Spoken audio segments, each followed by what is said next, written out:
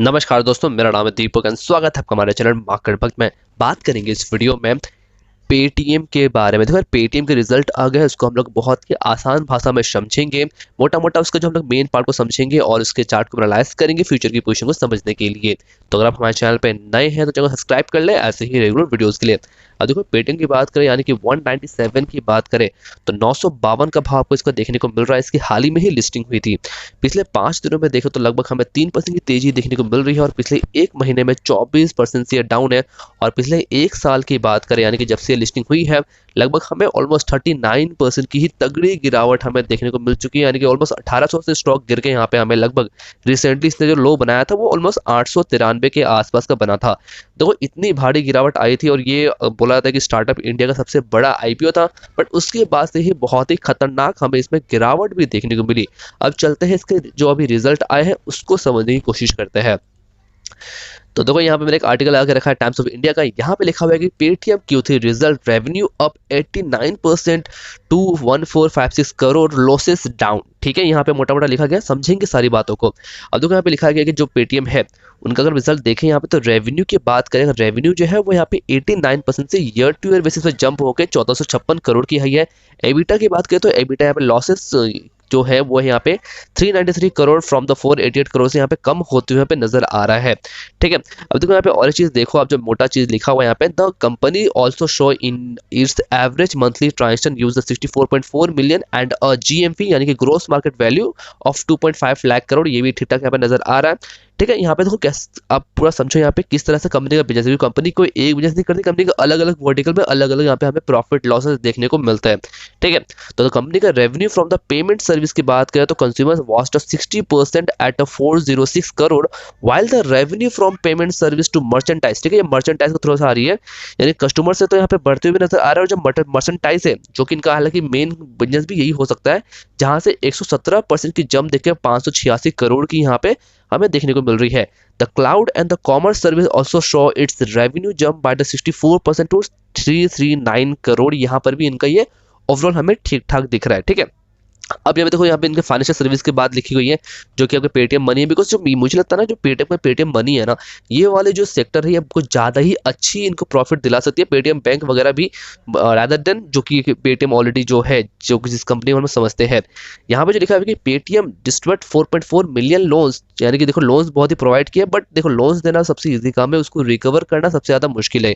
यहाँ पे 401% की ईयर टू ईयर बेसिस पे ग्रोथ हुई है। टोटल वैल्यू की बात करें 2181 करोड़ का इन्होंने लोन बांटा है यहाँ पे। तो चलो लोन बांटने इसलिए, बट कितना रिकवर होता है वो देखा जाता है। बिकॉज हाल ही में ही जो पेटीएम के सीईओ थे उन्हें भी कहा था कि हम लोग बजाज फाइनेंस जो है उनको भी बीट कर देंगे अपनी वैल्यू के अकॉर्डिंग, मतलब लोन देने के अकॉर्डिंग। बट वो बहुत ही ईजी है, कितना लोन रिकवर होता है वो इंपॉर्टेंट है। बट अगर आप इसमें फोकस करो तो मोटा मोटा यहाँ पे जो लिखा गया है वो इतना ही लिखा गया, बट ये पूरा का पूरा सच नहीं है। अगर आप कंपनी का सेल्स देखो, प्रॉफिट देखो, लॉसेस देखो, तो वो यहाँ पे कुछ अलग ही हमें नजर आ रहा है, जो इतनी बड़ी बड़ी जो भी आर्टिकल्स है वहां पे नहीं लिखा गया है। ठीक है, अब देखो शॉर्ट में अगर हम समझे इसका सेल्स को लेके, जो नॉर्मली हम किसी भी हम लोग बिजनेस को पैरामीटर करते हैं यहाँ पे, तो उसके अकॉर्डिंग अगर हम देखें यहाँ पे देखो इसका जो नेट सेल्स है ना, वहां पे हम देखें तो ईयरली बेसिस पे यहाँ पे 24.9 करोड़ का परसेंट का यहाँ पे जंप देखने को मिल रही है। अब नेट प्रॉफिट देखो तो नेट प्रॉफिट नहीं, यहाँ पे नेट प्रॉफिट को काट के ना आजकल ना नेट लॉस ही कर देना चाहिए। यहाँ पे देखो तो हमें लगभग 50% की बढ़ोतरी देखने को मिल रही है कंपनी ने।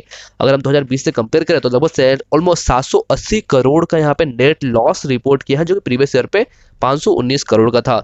और ऑपरेटिंग प्रॉफिट मार्जिन की बात करें तो वो तो ऑलमोस्ट यहाँ पे प्रॉफिट को हटाकर लॉस ही कर देना चाहिए, बिकॉज ये सब कंपनी लॉस वाली ही है। ठीक है, तो लॉसेस में देखो तो लॉसेस यहाँ पे 780 करोड़ के हैं। सेल्स बढ़ा है, बट कंपनी का जो फोकस है भी बहुत सारे वर्टिकल में है कंपनी।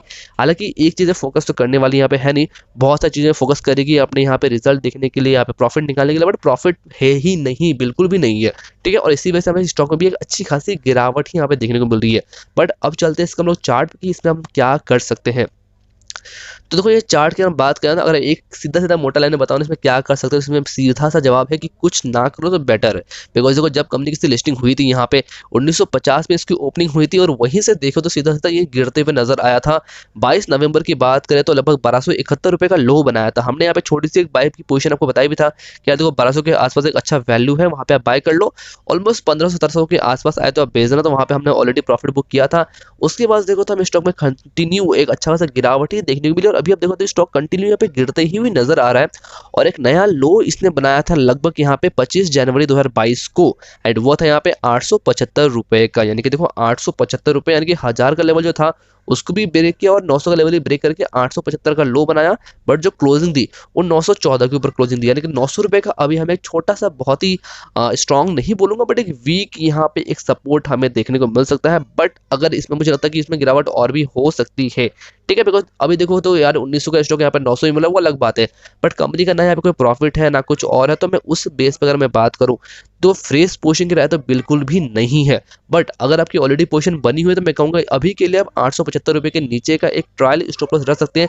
बट अगर आपको फ्रेश पोजीशन लेनी है तो यार इसको बिल्कुल एकदम बिल्कुल भी इसको आप लॉन्ग टर्म तो बिल्कुल ही मत देखो और टेक्निकल बेसिस पे मुझे यहाँ पे बिल्कुल भी अच्छा नहीं लगता है और फंडामेंटल के बेसिस में मैं बात में करता भी नहीं, तो मेरे लिए पूरी तरह से इसको आप अवॉइड करो तो बेटर है। मार्केट में बहुत सारे अच्छे स्टॉक्स है, वहाँ पे आप चाहो तो एक ले भी उसमें आप इन्वेस्टमेंट कर सकते हो, बट पेटीएम के लिए अभी के लिए तो फिलहाल इसके लिए पूरा पूरा अवॉइड है। बाकी आपको क्या करना है वो सारा डिसीजन आपका रहेगा, बिकॉज जो पैसे है वो तो आपके है। तो ये थी वीडियो पेटीएम के रिजल्ट और चार्ट पे। वीडियो कैसा लगा कमेंट करके जरूर बताएं और चैनल पर नए हैं तो चैनल को सब्सक्राइब करना भी मत भूलें। मिलते हैं दूसरी वीडियो में, तब तक के लिए धन्यवाद।